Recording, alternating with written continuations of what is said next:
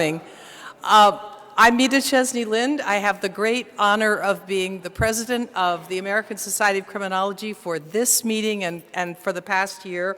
One of the great honors and privileges of being in this position is that you get annually to recognize and showcase the fine work done by our members. And that's what's going to happen tonight. And so first and foremost, congratulations. It was probably a very long time coming for some of you. For others of you, you have a long road ahead. It's a wonderful ride, trust me. I've been there and I've just enjoyed every minute of it, but none more than this. So that's my high road part of the evening. Now I have to get to my wedding planner mode and explain to the award winners. First I have to thank my Vanna White over here. Sheena Hensley, who is with the ASC staff in Columbus, Ohio, and so she's going to help us with the giving the awards to the awardees. We're also very thankful that we have Julian Hogg, who does many things for this organization, but tonight he's going to be photographer extraordinaire. So we're going to ask the award winners, after you come up on this side, please, stand with me. This is kind of like commencement. Is this starting to feel familiar? And then you get your award. Hold it so we can read it. Don't hold it upside down. Don't block your name. All of these things have happened. And then please, depart and go celebrate and have a well-deserved celebration at that. So is that all right? All right. Okay. Excellent. Okay. And we start with a wonderful, it's an award that we've had for a bit, but we've enriched it as a society, and I'm so proud that the first things we talk about are fellowships for emerging scholars. It's the Ruth D. Peterson Fellowship for Racial and Ethnic Diversity. Ruth is in the house, so thank you, Ruth. This is such important work for us as a society. And I'm going to now put on if cats could have grandchildren, we'd have grandchildren. I'm putting on my granny glasses so I don't mispronounce people's names. The first award winner is Carolyn M. Bailey from Florida State University. Woo!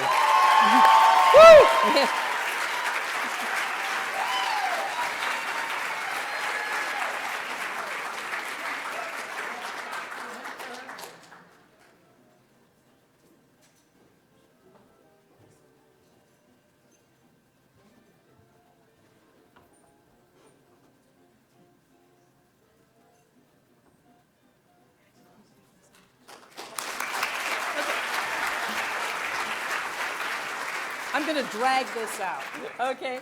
The next award winner is Leah Butler from the University of Cincinnati.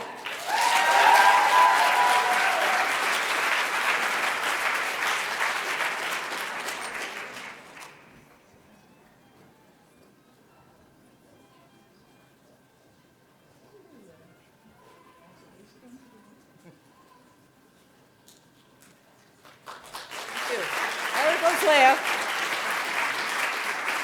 Now we have Christopher Contreras, University of California, Irvine.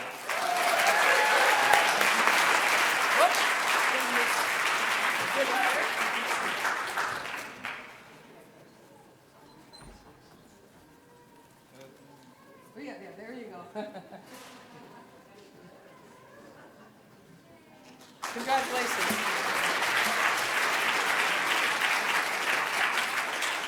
Now for the next, well, I'm pretty good. I can do it without for the next set of awards, I'm going to ask for help from the Wiley representative, whose name is Catherine Horan. So if Catherine could come up, and we're going to award the Student Paper Awards, the Carte Student Paper Awards. And again, I want to be able to acknowledge the students. So here's Catherine. Thank you so much for your support for our organization in this effort. The first place winner is Kevin Doggy, University of Texas at Austin. I'll read the title of Kevin's paper. It is Raising the Stakes in Punishment, Institutional Entanglement, Statutory Ambiguity, and the Development of Criminal Court Costs in Texas. So congratulations.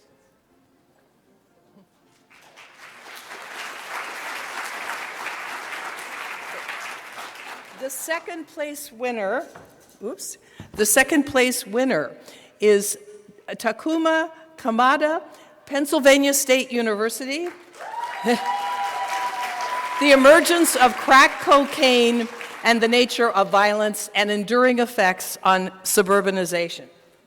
Okay.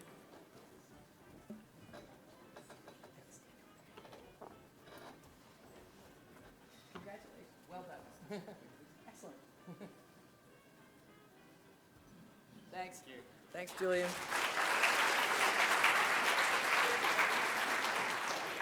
Third place winner, University of Missouri, St. Louis, Claire Green, Neighborhood Violence and Disadvantage.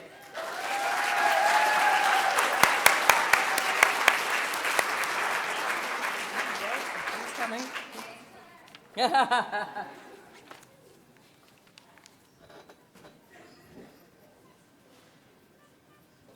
Over here, please. Okay, get up here. Make us look fabulous. Okay, thanks. All right.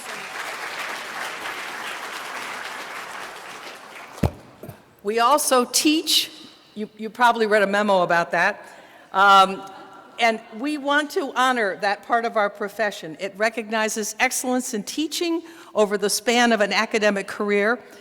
I'm delighted to say that Val Janess of University of California, Irvine receives this.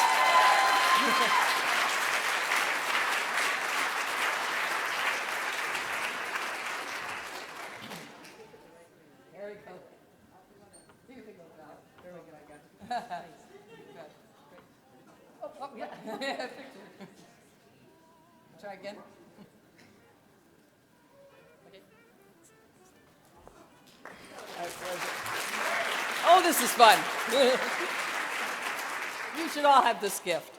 Okay, Mentor of the Year Award, recognizing excellence in mentorship in our discipline. Elliot Curry, again, University of California, Irvine.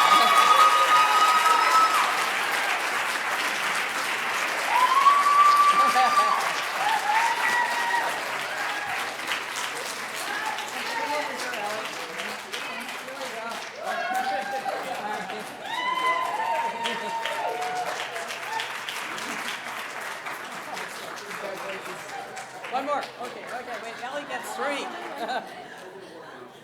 4 down.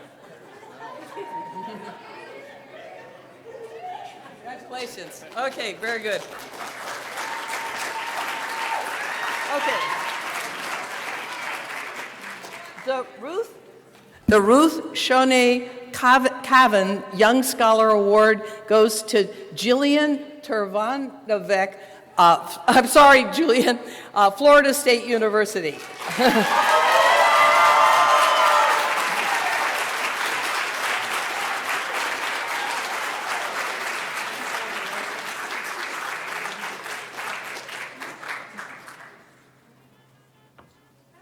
Okay, great, Julian, congratulations. Okay, Outstanding Article Award. We have my good friend Daryl Steffensmeyer, and we also have Yunmi Liu, University of South Florida. I'm sorry, Daryl is Penn State University. Yunmi Liu, University of South Florida, and Hun Zhang, Chinese University of Hong Kong. And I'm going to go down. This one's special.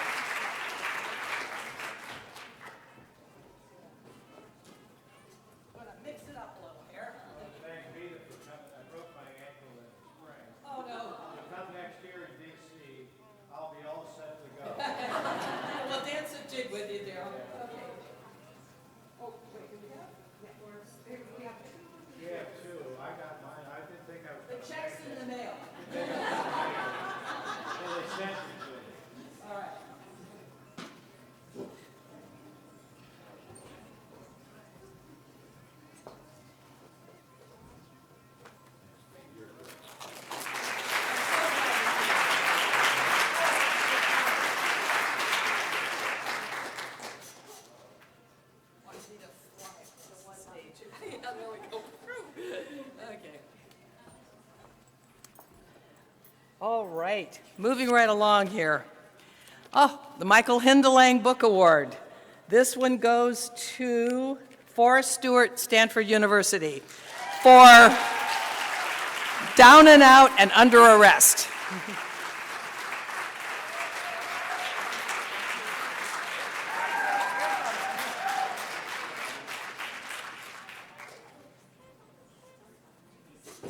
Oh yeah, there's a special trip hazard for it.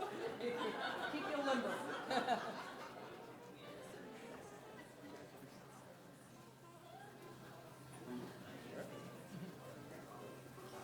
My pleasure. Congratulations.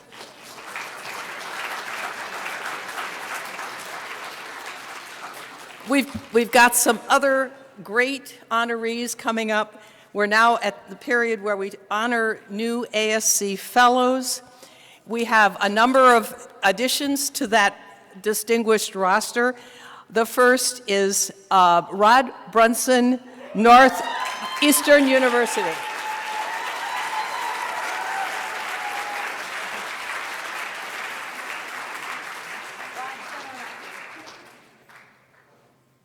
I knew Rod when he was a student at UIC, right? I think that's right.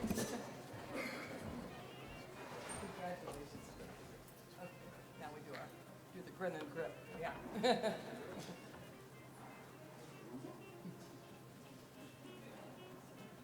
Okay, thank you, Rod.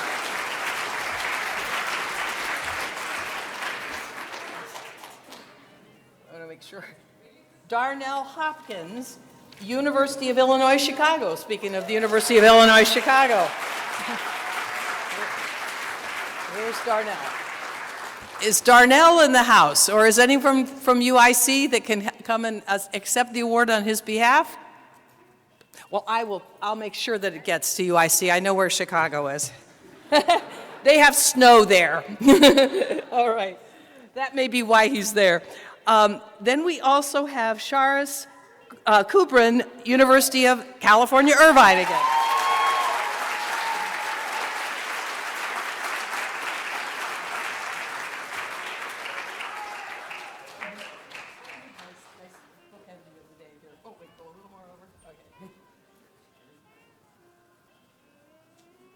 Thank you. Thanks. Congratulations. And last but certainly not least, Marjorie Zatz, University of California, Merced.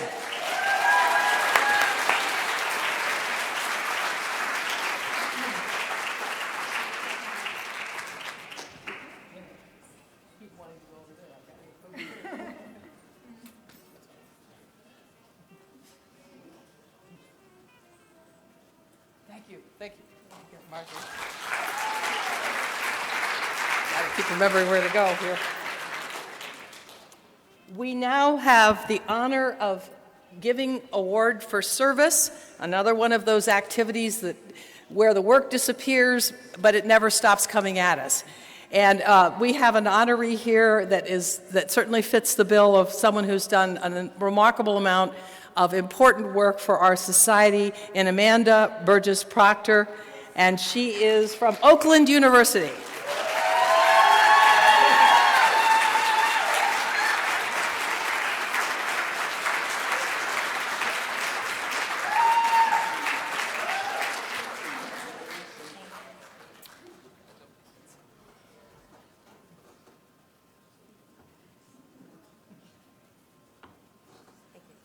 Thank you. Congratulations.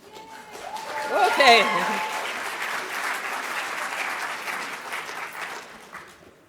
We wanted to take a step back, and we wanted to honor Susan Sharp, who was the editor for many, many years of the Criminologist, which has been a remarkable voice for our field and just a terrific addition to our publications.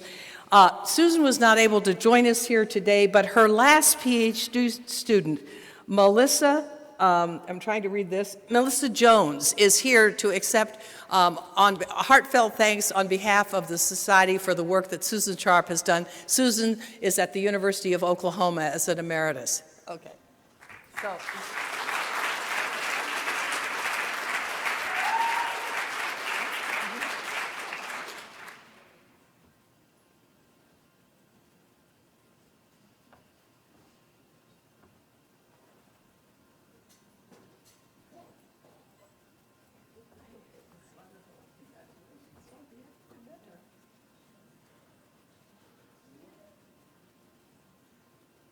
Perfect. Thank you.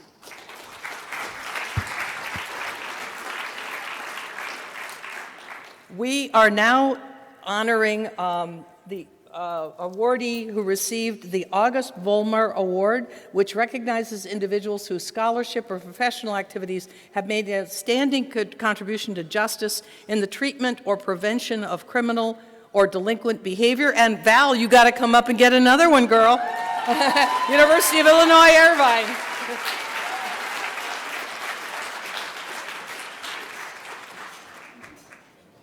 She's going to need another suitcase.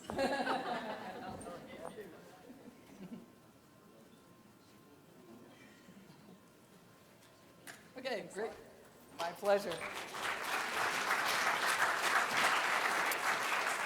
And finally, a very important award, and one that I'm delighted to give to a colleague of mine of many decades, if I can out us. We've been friends for a long time. This is the Edwin Sutherland Award, and I do want to read a little bit about the person who is being recognized. It recognizes outstanding contributions in theory or research in criminology on the etiology of criminal or deviant behavior, the criminal justice system, corrections, law, or justice. The awardee for this is Peggy Giordano, Bowling Green State University. And let me just read a little bit about Peggy's work before we give her a round of applause and bring her up to give her address. Dr. Giordano is Distinguished Research Professor Emeritus in the Department of Sociology at Bowling Green State University. Her research interests have centered on gender and crime, good area, the ways in which a range of social relationships influence delinquency involvement, the desistance process, and more recently, the etiology of intimate partner violence. She will address us shortly, and the title of her presentation is Continuing Education Toward a Life Course Perspective on Social Learning. So, Peggy, can you come up and receive your award?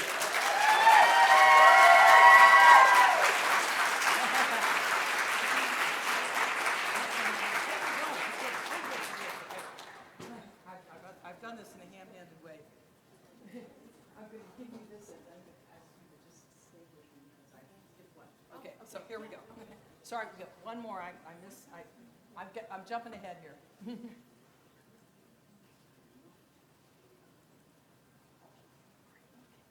All right. Sorry. Stay put. Okay. Little ham-handed here, people. Sorry. We have one other award. I misspoke, and it's a very important one. It recognizes the growing global phenomenon of criminology. It is the Thorsten, Selin, and Sheldon and Eleanor Gluck Award, which, ooh, where goes the glasses here? We're darking the lights. Okay, thank you, people. God heard me. The goddess heard me. Recognizes scholarship and considers the problem of crime. Oh! Okay, and our awardee here is all the way from Leiden University, Paul Bertha. I knew I was going to, Paul, come up and get your award.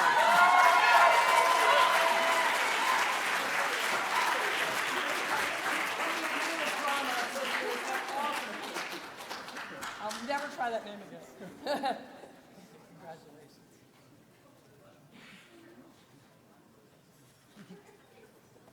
Sorry about that, buddy. Okay, now we go back. Thank you, Paul. That was very gracious. Let's now get ready to hear Peggy give us her presentation, and I'm looking forward to it. And again, congratulations to you all. It's a great night to be here. Thank you.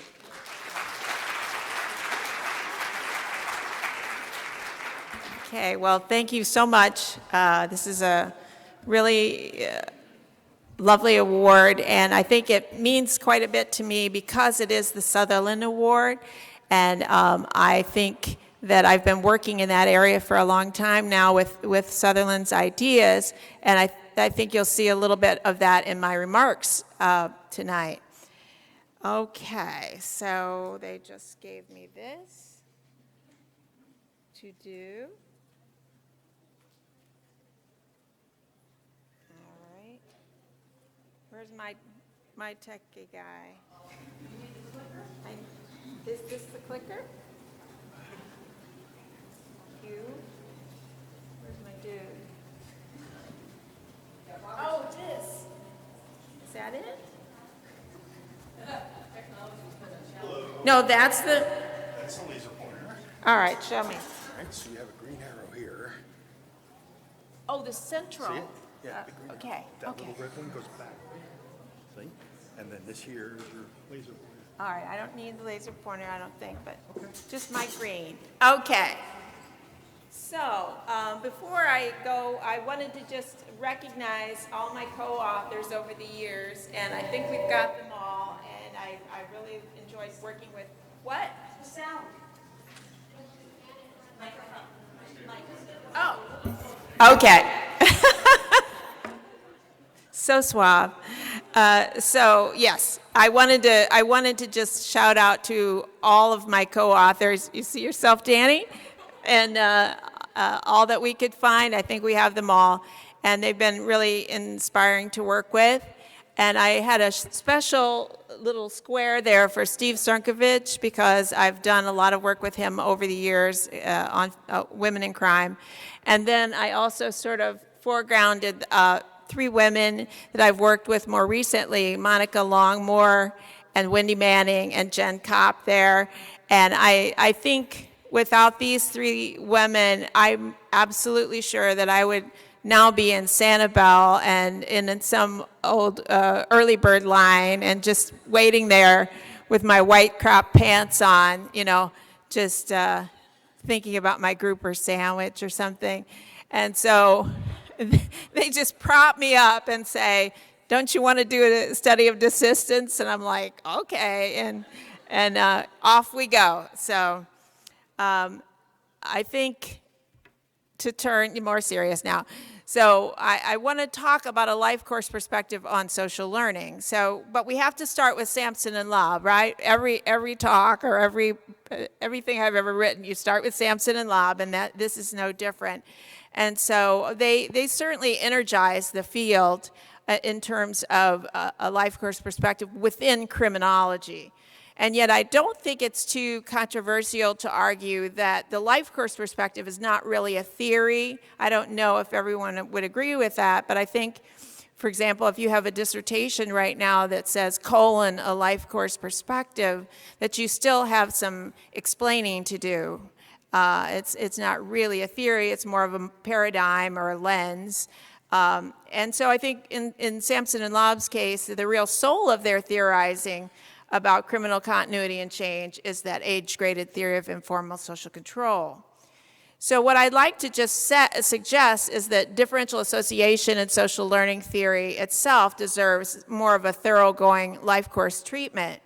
And I do think this departs from the idea that differential association and life course are somehow contrasting approaches, or that differential association doesn't really fit the facts about criminal continuity and change. And I do believe that Professor Lobb argued a bit this way in his own Sutherland Address, if you go back and look at that. And sort of an undertow of my remarks is that I still believe that the sociological lens, even though we want to become a more interdisciplinary affiliation, it's still, the sociological lens should remain central to our theorizing, and that that's my story and I'm sticking to it. And so finally, just to suggest a few benefits and challenges of working with qualitative data and mixed method approaches. So, but I wanted to get the word biological in there, and so that's my next word, but that's like the last time you're going to see that word. But, biological and other individual differences do matter, of course, but I'm arguing, and I would continue to argue, that social contexts still fill in all of the crime-relevant contours, and they shape our thoughts, our economic constraints, our daily routines, traumatic happenings, values, styles of emotion management, gendered socialization practices, possibilities for achievement, salience hierarchies, and things to fear. And within this, then, intimate social relations, starting with the family, are key to that shaping process. So if you, of course, the basic linked lives notion is compatible with the notion that the family is a key site of learning, and I would argue lifelong learning. But in many ways, if we take the full life course, the focusing in on early family experiences is not at first blush compatible with the life course perspective, because after all, that kind of pushes us forward and makes us aware of all these other different phases of the life course that are so important, and that, you know, we continue on. Plus, I do think that, maybe you agree or not with this, but I do believe that the family seems like, you know, haven't we studied this to death? Don't we know everything there is to know about the family? Isn't this a bit of a passé topic, you know, kind of a retro thing to study? And I will have to say that, I don't really have this in my remarks, but I have to say that one of the things that you should understand is that I have no interest in the family. And that is the truth, that I have been pressed into this and pushed into this. I have no interest in it whatsoever. If I could do anything that I want, you know, people know me, I would do peer studies 24/7. I love that. But I think I've been compelled by the nature of my data experiences and analyses to continue to do this. And so I think it has even a little bit more weight, because I'm not isn't intrinsically interested in it. That's not a good way to start a talk, right? And so most social learning investigations do move on to study delinquent peer influence, if you really look at the bulk of them.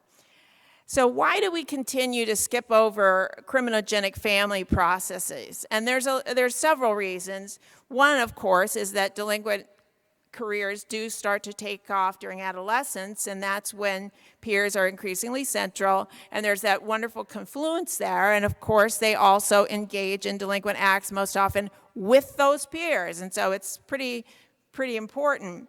And then a second thing, though, I think, as Weston Farrington pointed out early on, most parents really do not want their children to become delinquent. And I think that's a kind of a top note that colors everything. Well, they don't really want their children to become delinquent, and so people, you know, they can't accept the idea of direct transmission very readily. And finally, there's that idea from Hershey that parents, even if they are deviant, generally do not advertise this to their children. And that was something that Hershey came up with as a way to distinguish control theory from social and cultural perspectives. But we also see references in contemporary context, and I was reading recently a Wakefield and April article where they were talking about parental incarceration. And they pointed out, and it seems reasonable, that parental incarceration is something that's very visible to the child.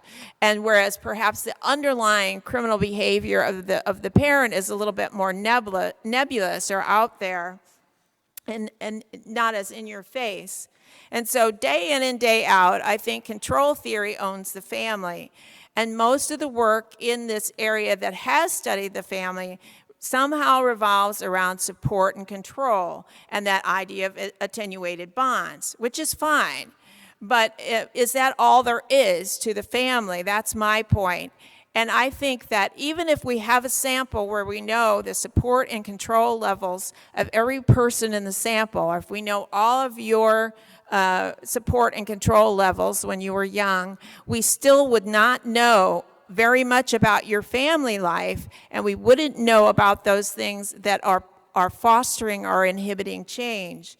And so the family will continue to be critically important because it reflects that convergence of a lot of things we have an interest in this field, including, you know, those macro level poverty, you know, those big things, as well as those microcultural influences. And so the family is necessarily the interpreter and the navigator, and something that I don't think gets enough play, the conduit to future consequential associations. And so as a channeler of future associations, that brings us more to a life course perspective. And so also then the family is something that keeps on giving across all phases of childhood and adult development. So we may tend to put this in a box as early family structure and so on and just kind of leave it there, laying there. But the family is always with us through all these phases. And I think it's even more the case when in contemporary context, when marriage ages are later and people are having difficult economic times and so on. So that family is always the one that may give a little bit of housing when you get out of the prison and so on. All right, so following Sutherland, I'm a fan of just overtly thinking about direct transmission and going ahead and saying, yeah, there is direct transmission in the family. And so I think there is a reluctance in written work to consider this. Most of the time, people think this occurs through ineffective parenting or the like, but they really don't confront the direct transmission itself. And so I've outlined here 4 dimensions that I think are key, and I've organized them around things that I think are more obvious and more researched down to the less obvious and least researched, and maybe we need more of. And so modeling, we all get that, but I also think we need more attention to it. And then attitudes, of course, are important. Why are they important? They're important because they're so voluminous. There's so many opportunities, much more than the direct modeling, to actually impart things to children, or this could also be the case in peer networks. It's occurring with much more frequency than an active modeling, talking about neighbors, talking about siblings, talking about your own life. It's just always ongoing. And so, however, as Matsueda had this early article about differential association, and which he concluded, he said, what we need to know is what are the definitions? And I would say that's really still a fresh critique, that we have proceeded relatively little in identifying these, and we lean on attitude scales that veer toward the tautological, like the kid who uses marijuana has friends that have pro-marijuana attitudes, and we haven't really learned that much. And then moving a little bit away from Sutherland is that idea of the child as being a part of the transmission process, and the child reacts and responds in a more agentic way. And the child then also builds networks that eventually amplify or deter crime. But I would argue that that is a bounded capacity. It's not infinite. And that the family, we have some recent findings in a new Crim article where we show the lingering effect of family on future associations, and also the effects of parental incarceration as well. And finally, this 4th one, which is a little bit more difficult to understand, but it's the idea that non-criminal definitions also can foster criminal pathways. And going back to Thrasher, who said that the gang boys are really not doing delinquency most of the time. They're doing life. And all these other factors of life, parents are imparting attitudes. And this could also be true in the peer world about how you live your life. I think it's probably not clear what I'm talking about, but I have some data illustrations. And also, just for a placeholder, you could kind of think of this as routine activities theory meets symbolic interaction, or that they had a baby, or whatever, however you want to think about it, kind of mash of those 2 theories. Data sources that I've used over the years include the Ohio Longitudinal study, and that it was a long-term study of some delinquent youth and their adolescent children, and that was a kind of a high-end sample. And so I always felt a little bit reluctant about making inferences based on that, even though I think it had some assets, but yet it wasn't a full-range sample. And so now we have the Toledo Adolescent Relationship Study, and that's a community-based sample. And I think one of the good decisions we made there was to not require school attendance. And I think that gave us a bigger range. And we also follow these people even if they're in prison. And of course, both of these, we tried to use the mixed method approach. All right, so I just want in my remaining time to illustrate with a few of these dimensions of direct transmission. And so, when we did the OLS, I hope you can read the full, if you would, read the full, and I might just read parts of it. But you see, OLS, it looks like a depiction of a direct transmission dynamic, but we also got this in the TAR study. So like Lee there says, I was brought up in a physical family. My mom was very, very, very, very, very, very physical. She really wanted to make that point. She always took it there, so I believe that that's probably rubbed off on me quite a bit. So I would always be ready to take it there. So just a couple of points here are that not only that this association is established, which is established in many different studies, but that the young people themselves are making this link. And I think that's the important point here, that it's part of their own self-view that this has been an important reason for their behavior. And so they're forging that link themselves. And to me, this points to the centrality of cognitive processes for understanding the sequence. And also just the fact, again, that the TAR study was specifically developed to be a study of extrafamilial relationships. And so here it is, these family factors just keep burgling and gurgling up to the surface. And, we trying to beat them back. I'm not interested in that. And they, at some point you have to say, all right, well, I've got to pay attention to this. We also see some examples of involvement of children in the acquisitive crimes, and you can read the OLS one there, but even in TARS, Jerry there was talking about how he went on a plumbing job with his dad, and it turned out to involve stealing copper pipe from a construction site. And so we know that this is a pretty valid example because he was incarcerated when he was getting this interview, and his dad was also incarcerated in that same institution.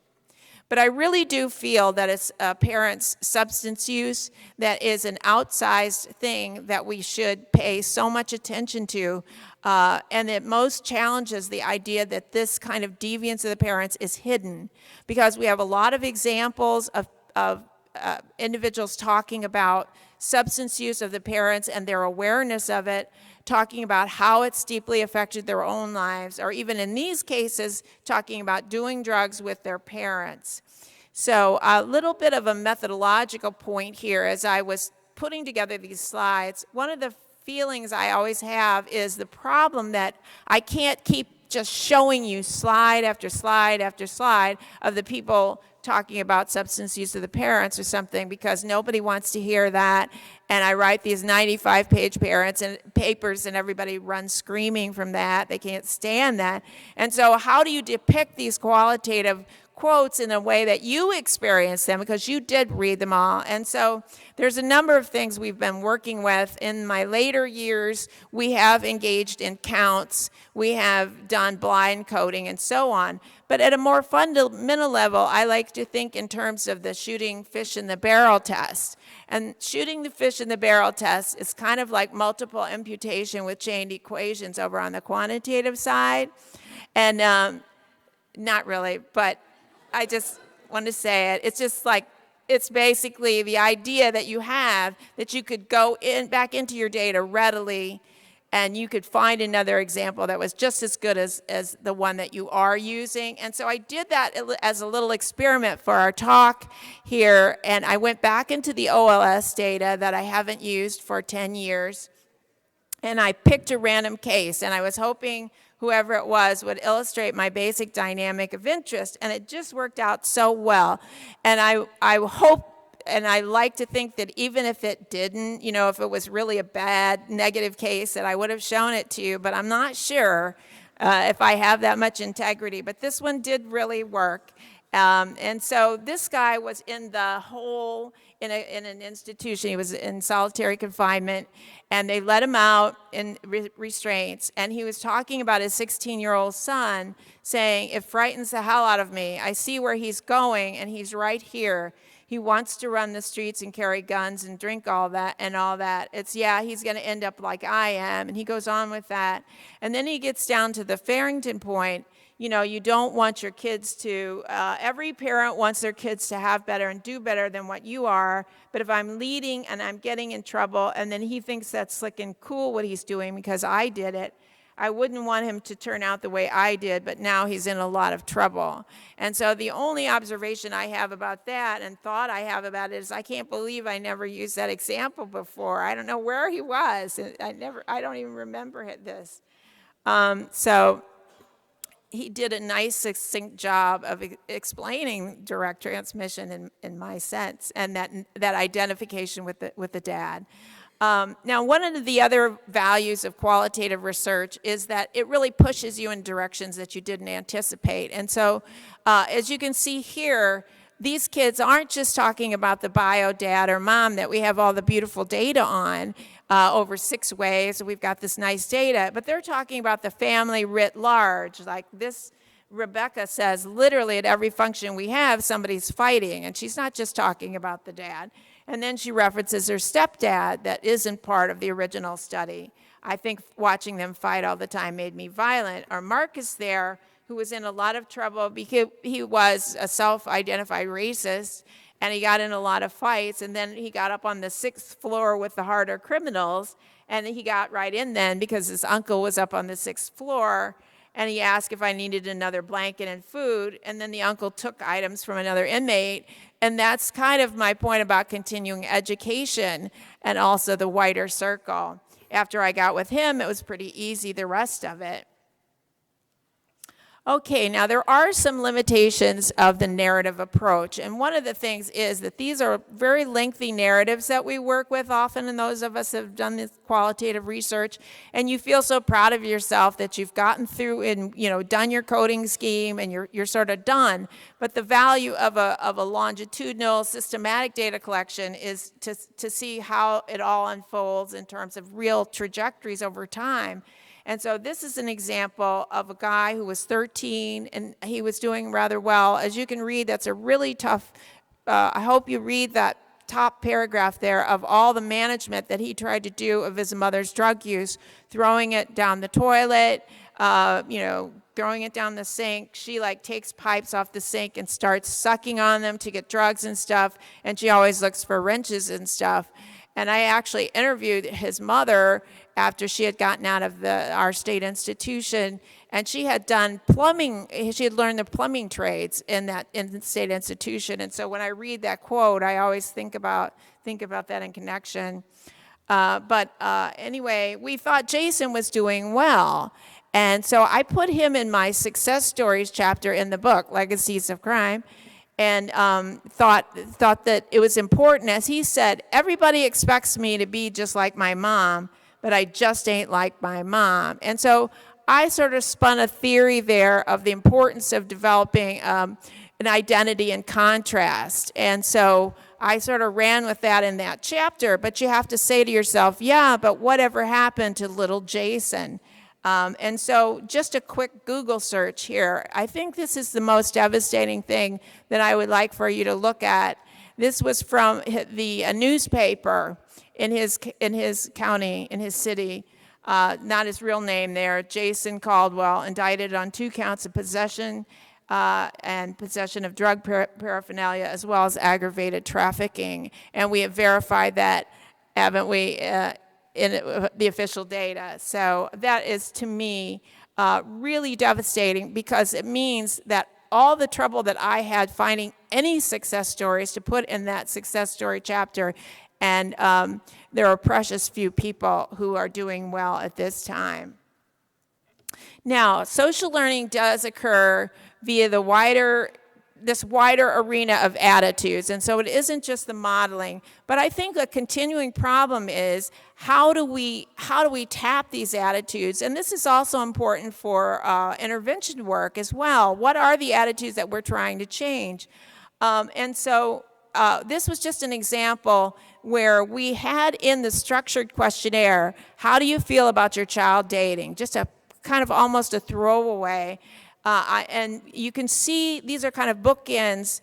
I think dating is okay and part of the teen experience, all the way to your boyfriend is ugly and you should watch how he treats you. If a man puts his hands on you, pick something up and knock him out. Take nothing from him. And, there are 1,400 of these statements, and when you really read them all, it's really quite powerful. The differences and the variability that you see. And in the book that I wrote, I put in 2 pages of these, which is something you can't get away with in an article. But I thought, it's kind of like Trump. If it's a book, they let you do it. And so I just like, I'm going to produce all these, and nobody can tell me that I can't, right? So they're really, to me, that's the most important part of the book, those 2 pages of unrelieved statements from parents. But it is challenging to develop structured scales. Now, the other point that I wanted to make is, and I'm always learning myself, and I'm more interested in things that happen before a given act, but as wise scholars have pointed out, what happens afterward is also critically important. And so this, I think, is a really good example where a young man had been in an altercation with his girlfriend, and he actually gave her a black eye. And he said her mom thought that the dad was going to come down and just want to fight, but the day before, her dad beat the shit out of her mom and just got out of jail for it. So he came to the house and he said, "What were you drinking?" And I pulled the Jose out, and he said, "That shit will do it to you." And then I explained it to him, and he said, "Trish, don't punch on this man like he's a punching bag. You can only punch on a man so much before he hits you." And she was like, "I know, Dad." And so to me, this little example contains everything, because it has the modeling aspect through the essentially father-in-law's behavior, and it has the wider circle. This is not the bio dad. And it also just hands Kevin here 2 common techniques of neutralization, that it was the alcohol talking, or that girlfriend probably started it and amplified the difficulties. So to me, that's a complete attitude. All right, now we need to get beyond the idea of learning like any other. If you remember from your Sutherland, he said learning about crime is like learning about any other activity. And so there's a sense in which that's true, but I think there's also a sense in which it's not. And so as you can see, even from just reading these few accounts here, where Kaylee is saying, other people with their moms would never do that. Or Jason, why steal from your own son? Or Brittany's point, she should have been protecting me, but she just said, put it in the pipe and here you go. And so there are these feelings of anger and demoralization about their circumstances. And I think this immediately brings to mind something like general strain theory, right? That there is that negative emotionality. But the point I would make from a social learning perspective is that the following, that these are reasonable and rational responses to lived experiences that are very difficult. It's not a hostile attributional bias as a stable trait. It's a real reaction that they're having. And then even more important, why do they act in the particular ways that they do? And there is the opportunity and the learning that occurs within the family unit. Let's say if somebody is within a family where there's been heavy substance use. And so in this particularly, I think a strong example, Chad there began to inject heroin and was more involved after his mom passed away of complications of drug use over a long period of time. It ain't that I thought it would be different, but that was the best way of blocking out the pain for me. Or Kaylee there, when I had the abortion, the first thing she gave me was a fat bud, and she was like, smoke this, you'll feel better, making that stress and coping link. All right, now finally, that we have this idea that non-criminal definitions influence pathways in and out of crime. And so in our studies, you can find these attitudes, and they're not really saying, go knock him out, which is violence. They're just talking about life in general, or dating, and we just happen to have a lot of information about dating in our study. But you can't believe a word that a man say, or my dad has played women his whole life. And so we eventually did, taking our cue from some of these, develop a structured scale. And as you can see there, the results, we found that parents' negative attitudes toward dating and sexuality were in fact associated with the child's own later report of infidelity and intimate partner violence. And I think that's a good, solid finding, because those are not the same reporter, and there's a considerable period of time between those reports. But you might say to yourself, well, Peg, I'm not interested in infidelity, that's not a crime, or I'm not really interested in intimate partner violence because that's just a slice of crime. What about crime with a capital C? So that's why we have real findings now, for the first time, some growth curve models here, where we look at the impact of those kinds of behaviors within individual variability and crime across our 5 waves of data. And of course, I estimated all these models myself, and I did not have any help from Jen Kopp at all to estimate these models. She did almost nothing. So if you take a look at this, you find that we included some control type variables, attachment to partner and partner control. We also included some social learning factors that are kind of traditional, like partner's criminal involvement. I think that's an important thing, that we controlled on that, and also the parents' antisocial behavior. And as you can see there, intimate partner violence and infidelity are significantly associated within individual variations in self-reported crime. And I think these are important findings because they show, and especially if you look back at that previous slide about the parental effects, that the way you do your life matters in this broader sense. And if you want to think about this, you can also think about this as putting some meat on the bones of the good marriage effect, we've had trouble with, what is the good marriage effect? And I think some of those behaviors begin to give it some flesh and bones. Okay, so what are some implications for the life course perspective and suggestions for future research?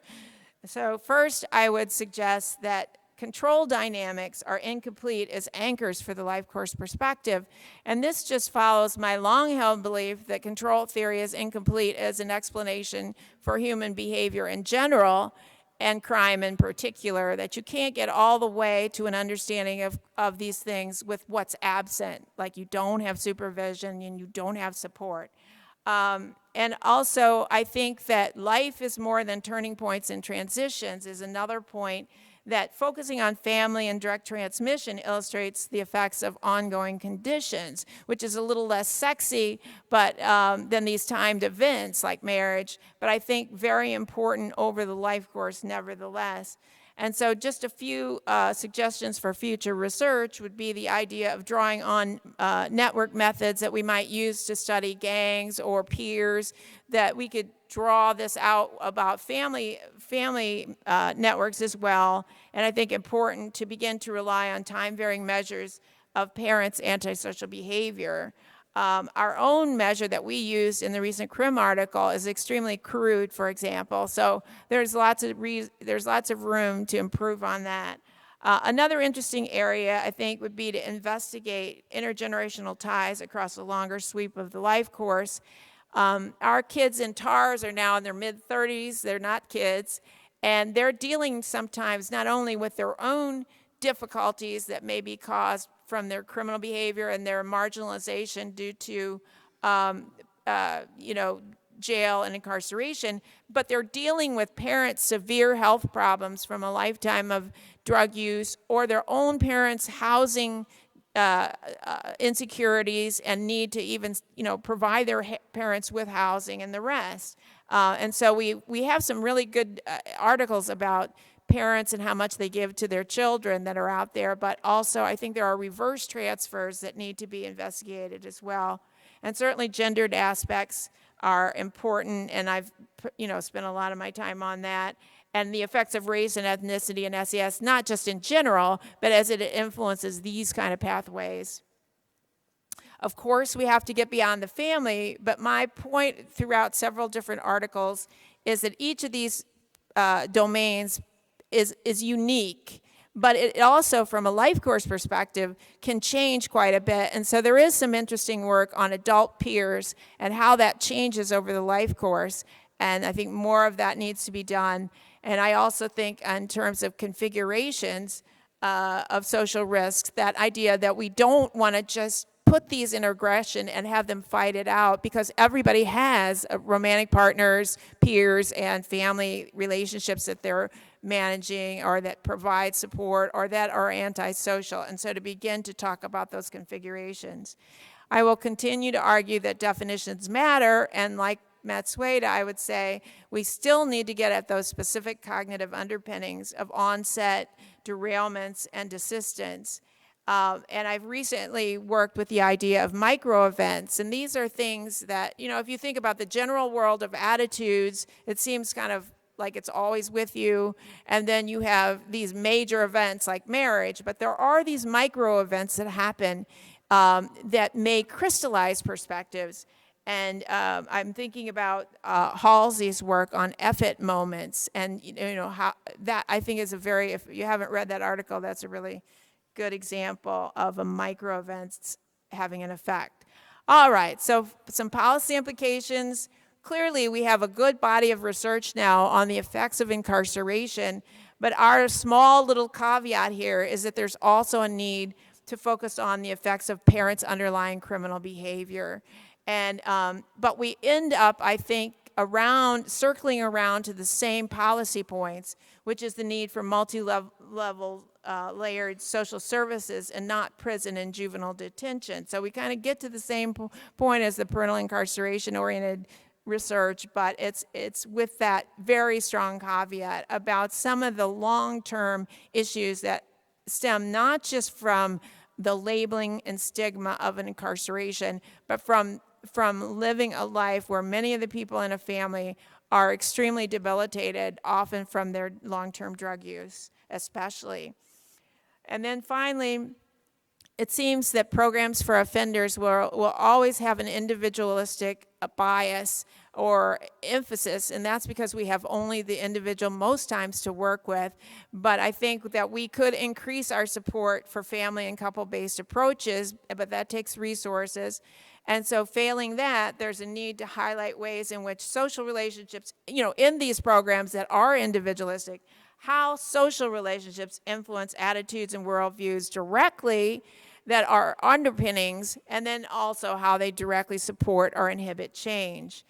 And finally, in research as in policy, to recognize the continuing impact of the macro level processes, such as economic marginality and so on, that have these effects on the micro level dynamics I seem to be so enamored with in my own research career, but there always is that link, always, that it's never far behind. So thank you.